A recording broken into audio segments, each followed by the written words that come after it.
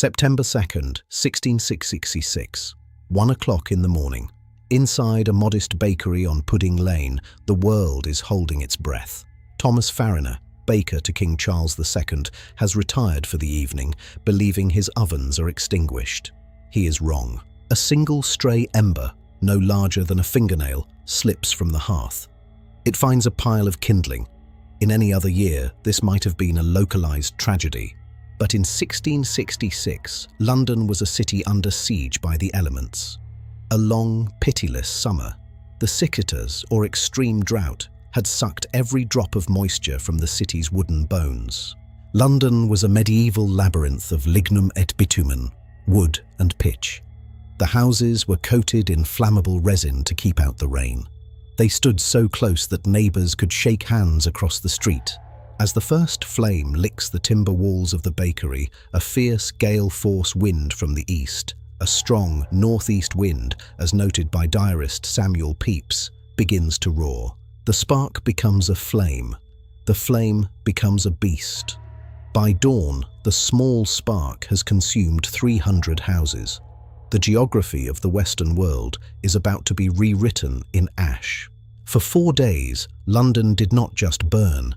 It underwent a state of Incendium Magnum, a great conflagration.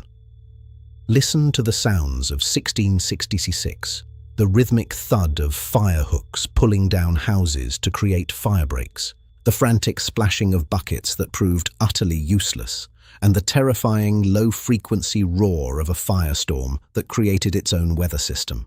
By Monday, the heat reached a staggering 1,250 degrees Celsius.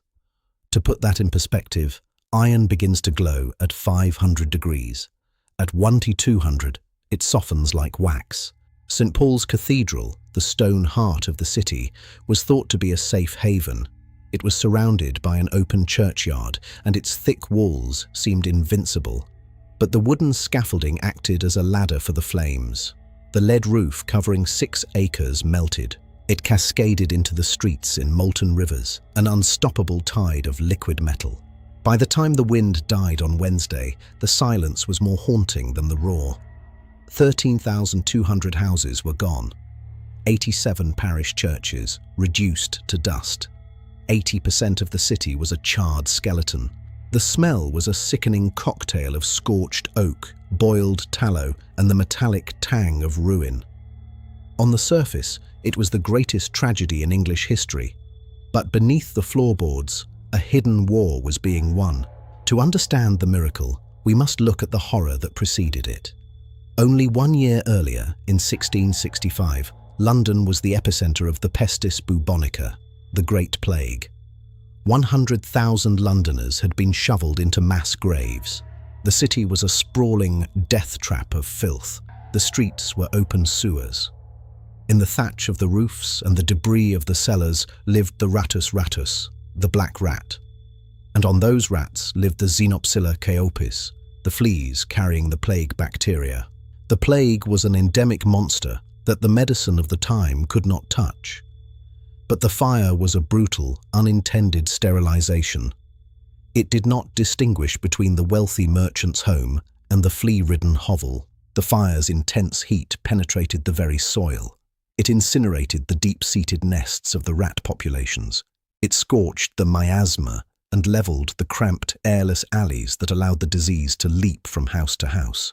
The fire did what the king's physicians could not. It purged the city's biological rot. After 1666, the Great Plague of London effectively vanished, never to return on such a scale. In the aftermath, a word began to appear on the ruins, resurgam, Latin for "I shall rise again." The London that emerged from the ash was a different species of city. King Charles II issued the Rebuilding Act of 1667. Timber was banned. The new London would be built of laterite lapis, brick and stone. Streets were widened to prevent the leap of flames and to allow the flow of air. The jettying houses that choked the sunlight were gone forever. Architect Christopher Wren gave the city its new crown, the Great Dome of St. Paul's, a symbol of a city that had been tempered in the furnace and come out stronger. We call it the Great Fire because of what it took: the homes, the history, the wealth of a nation. but we remember it because of the grim irony of its mercy. In the 17th century, there was no vaccine for the Black Death. There was only the flame. The fire that destroyed London was the only thing hot enough to save it. It was a tragedy that became a cure, a death that gave birth to the modern world.